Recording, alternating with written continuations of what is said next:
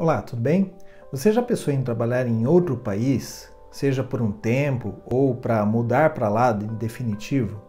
Ou também você pode ir para outro país por apenas um período de tempo, fazer um projeto e aproveitar esse tempo que você está fazendo esse projeto para visitar a cidade, fazer um turismo ou os países ao redor daquela localidade onde você está indo. Pois saiba que trabalhando na área de segurança da informação é uma das maneiras que você pode alcançar esse seu objetivo. Fica aqui que eu vou contar um pouco dessa minha história depois da vinheta.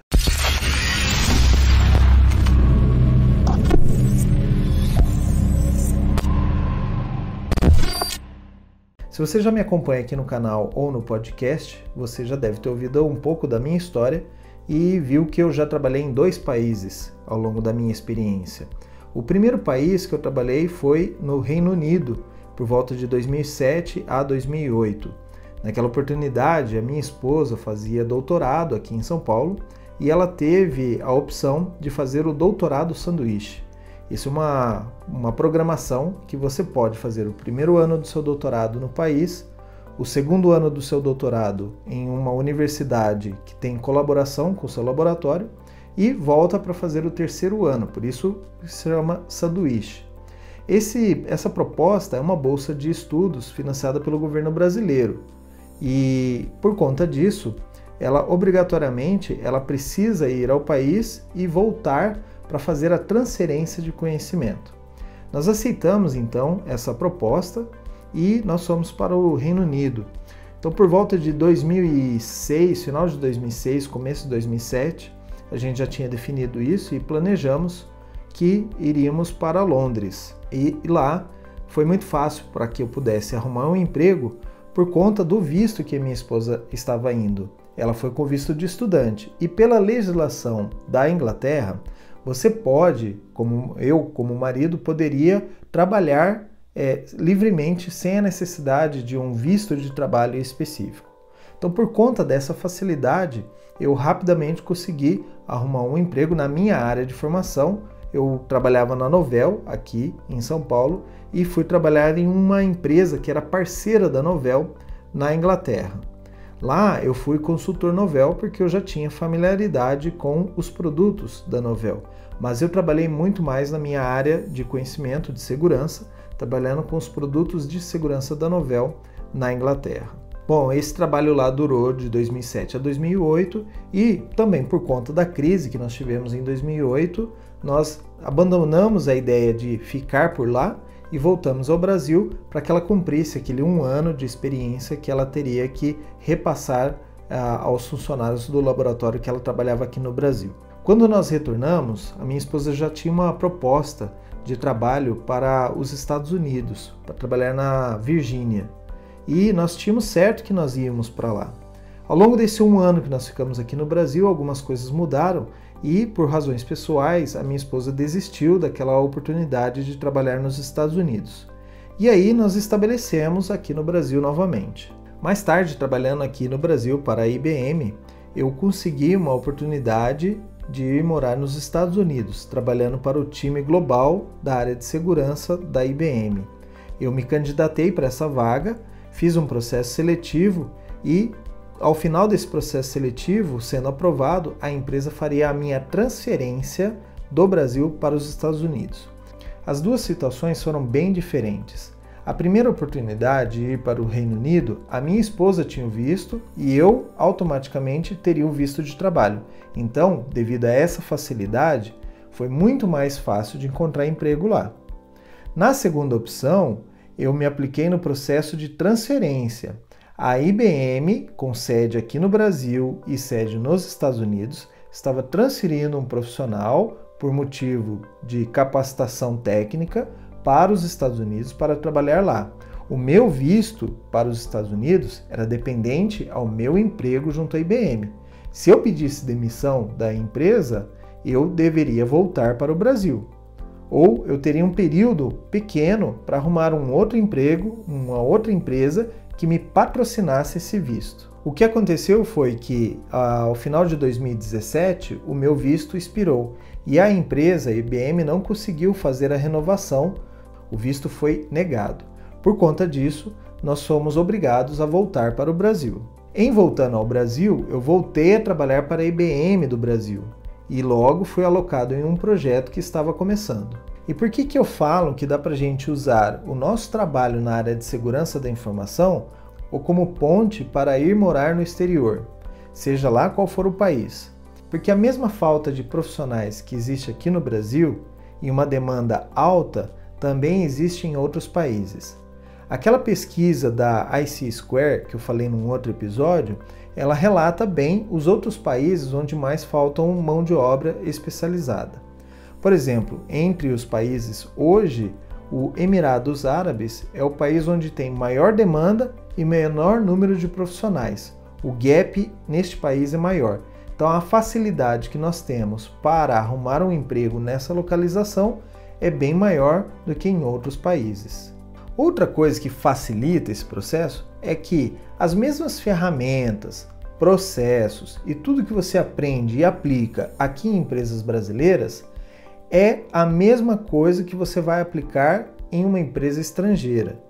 Ou seja, as mesmas normas que nós utilizamos aqui são as normas que eles utilizam lá. As mesmas ferramentas que nós utilizamos aqui são as ferramentas que eles utilizam lá.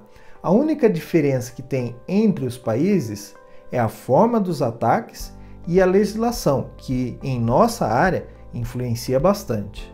Uma outra vantagem que nós brasileiros temos nesse processo é que aqui no Brasil nós somos muito generalistas.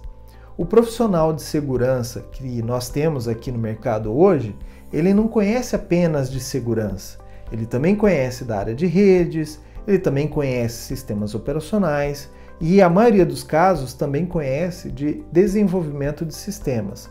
Não somos exímios programadores ou especialistas em sistemas operacionais. Nossa área de especialização é sim a área de segurança. Mas, como aqui tudo é mais difícil e tudo é mais caro, é normal que o profissional qualificado na área de segurança tenha antes passado por uma vaga na área de infra, ou de desenvolvimento, ou de qualquer outra área de tecnologia. Eu mesmo sou um caso destes. Eu sempre trabalhei na área de infra, com servidores de rede e até fiz cabeamento. E mais tarde é que eu me especializei na área de segurança da informação. Eu usei muito dessa experiência com máquinas virtuais, com cabeamento, com redes, quando eu fui morar nos Estados Unidos e na Inglaterra, porque lá os profissionais eles são muito especialistas.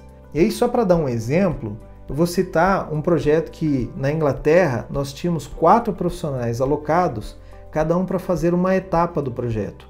Nós tínhamos um especialista em sistemas operacionais, um especialista em máquinas virtuais e um especialista em redes, e eu trabalhando na área de segurança. Então, ao todo, esses 4 profissionais estavam alocados para um único cliente, um único projeto. Foi quando eu falei para o meu gerente de projeto que ele poderia remover 3 pessoas do time, que eu dava conta de fazer os 4 áreas. E ele se assustou com isso.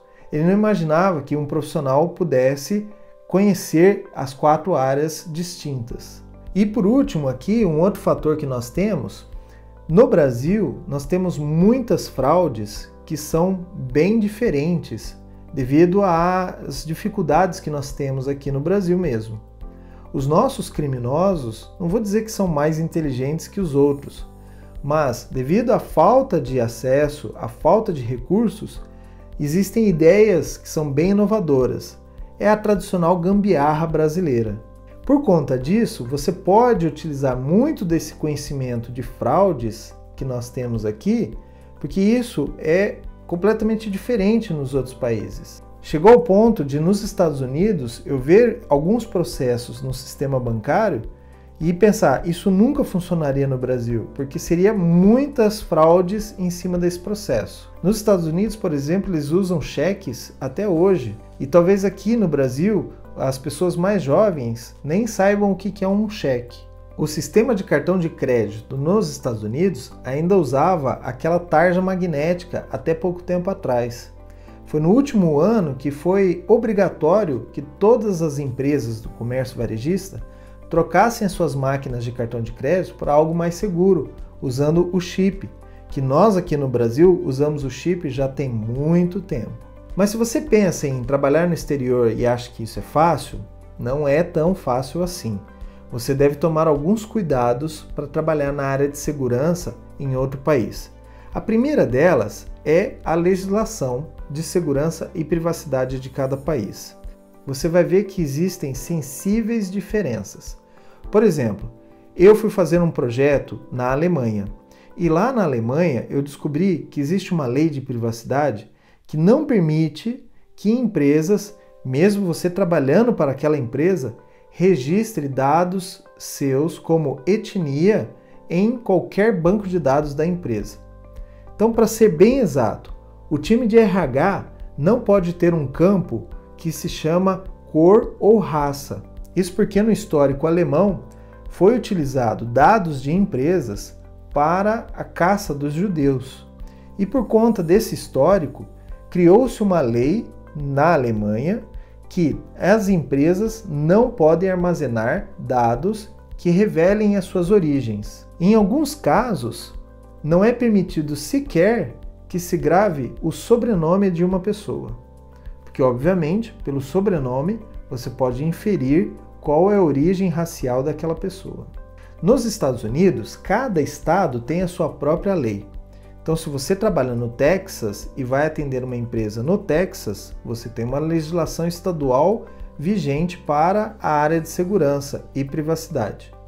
Aqui no Brasil, a gente sabe em muitos casos da lei de privacidade do estado da Califórnia, que é a mais rígida dos Estados Unidos.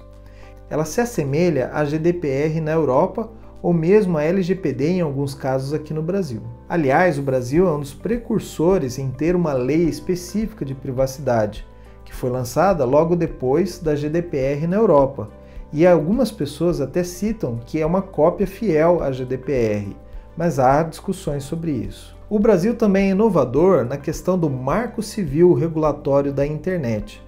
É um dos primeiros países que teve um marco civil e foi muito elogiado por outros.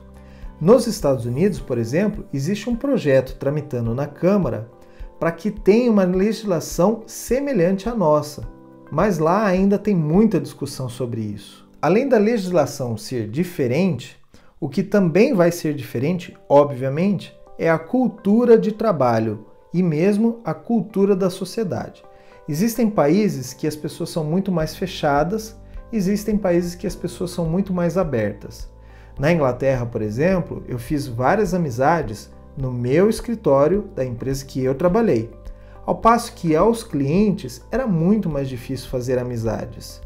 Tinha algumas pessoas que sequer me aceitavam como conexão no LinkedIn. Isso é um fato curioso, que depois mais tarde eu descobri que é um aspecto cultural do povo inglês. Já nos Estados Unidos é mais fácil de você fazer amizades dentro e fora do trabalho. As pessoas são mais abertas para conexões profissionais como o LinkedIn. Só que realmente eles te veem como um estrangeiro e separam algumas coisas. Não por preconceito, mas é uma questão deles mesmo. Mesmo porque esses países estão muito mais acostumados com profissionais estrangeiros do que aqui no Brasil. Aqui é muito difícil e muito raro você ver um estrangeiro vindo trabalhar no Brasil. Então, quais são as opções que você tem para ir para outro país? O primeiro processo é o de imigração, quando você se muda, provavelmente em definitivo para outro país, ou com a intenção que seja definitivo para outro país. Nesse processo é muito mais fácil que você consiga uma transferência de uma empresa aqui do Brasil para outra empresa no exterior. E a maioria dos países concede vistos em situações de transferência. São vistos provavelmente mais fáceis de se conseguir. Você também pode tentar o processo de imigração através dos programas de profissionais capacitados. Países como Austrália, Nova Zelândia e o próprio Canadá têm programas específicos de pontuação. Você se candidata, você vai verificar a sua pontuação mediante a sua graduação, experiência e outros quesitos, e cada um desses quesitos vão te dar pontuações e você atingindo um score mínimo, você consegue o visto para se mudar em definitivo para lá, sem a necessidade de ter um emprego que te garanta lá. Uma outra opção que você pode fazer é ir trabalhar num projeto temporário. Eu tenho um amigo que foi trabalhar no Emirados Árabes e de lá ele me contou várias curiosidades sobre aquele país. E ele foi para um projeto temporário. Um outro colega nosso também foi para a Coreia do Sul fazer um projeto temporário. Eu mesmo fui para a Alemanha, em Frankfurt, por um ano em um projeto também temporário, e eu aproveitava os finais de semana ou os dias para fazer turismo. Também fiz projeto na Eslováquia e na Polônia, nesse mesmo processo. A maioria das empresas aqui no Brasil não tem projetos no exterior, mas você pode achar empresas que têm essa opção, que você possa, morando no Brasil, fazer um projeto num país vizinho aqui ou mesmo em outros países localizados na Europa. A terceira opção, e que eu recomendei para um colega meu e que deu certo, foi um projeto temporário em uma filial da empresa. Ele trabalhava na CA Technologies aqui no Brasil e resolveu fazer um curso de inglês na Nova Zelândia. E eu falei para ele, aproveita essa oportunidade que você pode trabalhar em part-time, que seria meio período, e peça para ser transferido temporariamente, pelo prazo de 2 meses ou 3 meses, do Brasil para a Nova Zelândia. Ou escolha um projeto onde você seja alocado lá e converse com a empresa de lá, que era uma filial da empresa que nós trabalhávamos aqui, informando que você já tem a passagem paga, você já tem onde morar naquele país e que você está indo lá para um curso de inglês e que você tem a opção de trabalhar meio período. A falta de profissionais fez com que desse certo essa proposta dele. E é assim, ele, trabalhando no Brasil, recebendo seu salário no Brasil, ficou alocado por um período de tempo em um projeto na Nova Zelândia, enquanto ele fazia o curso de inglês. Essa é a opção mais difícil de se conseguir, provavelmente, mas não podemos descartar como uma opção. Então tá, você decidiu que você realmente vai morar em outro país, você vai ter essa experiência. Por onde que nós começamos? O primeiro passo é definir em qual país que você quer ir. E, definindo esse país, você vai, obviamente, verificar os seus conhecimentos no idioma local. Não adianta você achar lindo ir para a Holanda se você não fala holandês. Lá, algumas empresas aceitam que você trabalhe e fale em inglês com outros profissionais. Quanto a isso, não há problema. Mas no seu dia a dia, você pode ter dificuldades para coisas básicas. Lembre-se que você vai precisar contratar água, luz, telefone, ir a um supermercado e às vezes se deslocar lá dentro daquele país sem falar o idioma vai ser muito mais difícil. Então, saiba pelo menos o básico para poder se mudar. O ideal é que você tenha um conhecimento no mínimo avançado no idioma do país que você quer se mudar. Se você não tem conhecimento em outro idioma nenhum, procure os países que falam a língua portuguesa, ou mesmo o espanhol, que é um idioma mais próximo de nós. O segundo passo, depois que você definiu o país e definiu o seu conhecimento naquele idioma, é verificar a legislação trabalhista e imigratória daquele país. Não comece fazendo algo errado. Tenha certeza dos seus direitos e de como que você pode trabalhar legalmente naquele país. Trabalhar ilegal é arrumar confusão para você mesmo e não é digno de um profissional capacitado como você é. Uma vez que você checou a legislação trabalhista e imigratória, que podem ser completamente diferentes, você vai definir um ou mais caminhos para você conseguir o seu visto de trabalho ou a sua permissão de trabalho naquele país. Por que um ou mais caminhos? Pode ser que o primeiro caminho não dê certo e você sempre tem que ter um plano B de como acionar. Afinal de contas, você já se dedicou, perdeu tempo para ir por um processo que, não dando certo, você não vai se sentir frustrado. Você tem alternativas B e C ainda. Já definimos o país, já temos o idioma avançado, já sabemos os processos, como trabalhar legalmente naquele país.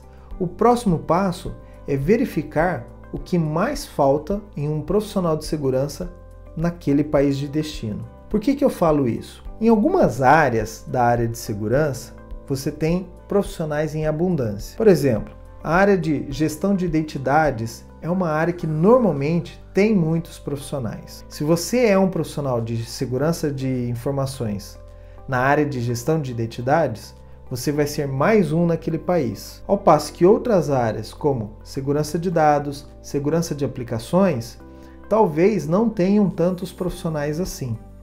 E aqui no Brasil você consegue com uma maior facilidade migrar de uma sub-área de segurança para outra antes de se mudar para outro país. Não vale a pena sair daqui trabalhando em uma área para ir trabalhar lá em outra área se você não teve um pouco de conhecimento.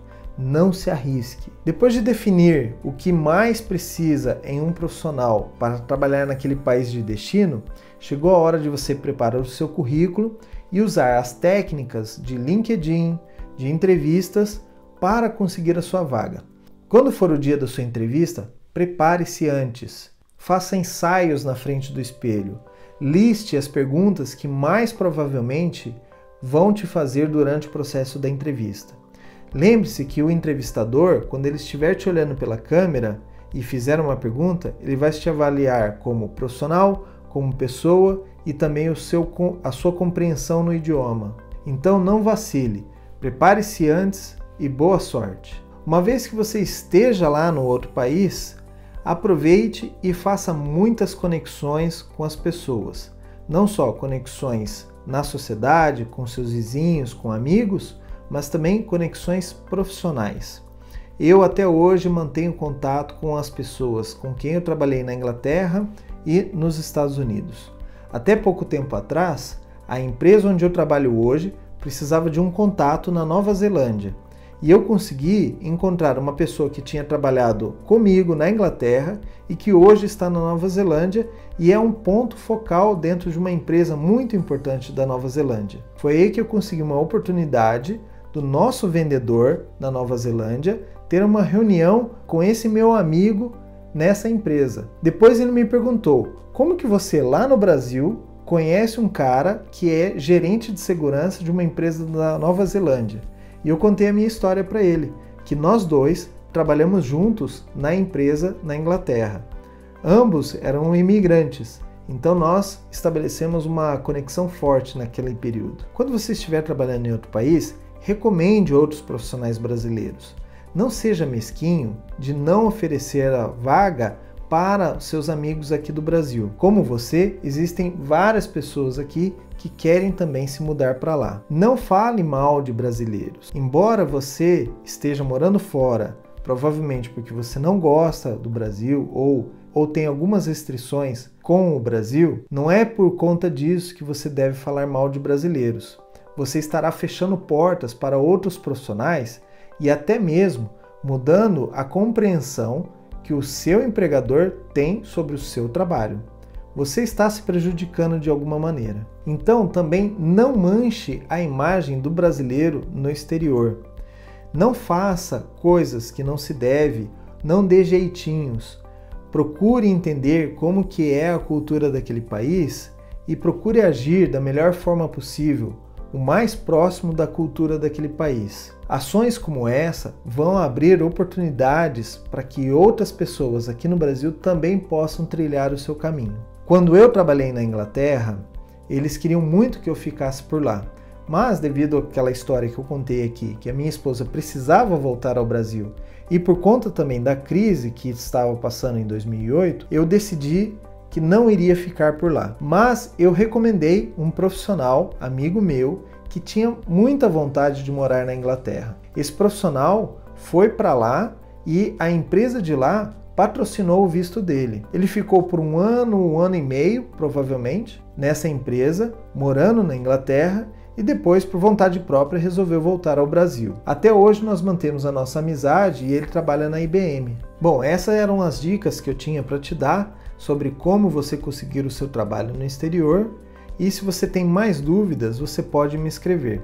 Muito obrigado pela sua audiência, pela sua paciência. Obrigado por me assistir aqui no canal no YouTube, no Facebook ou me ouvir aqui no podcast. E como sempre eu digo, fique seguro.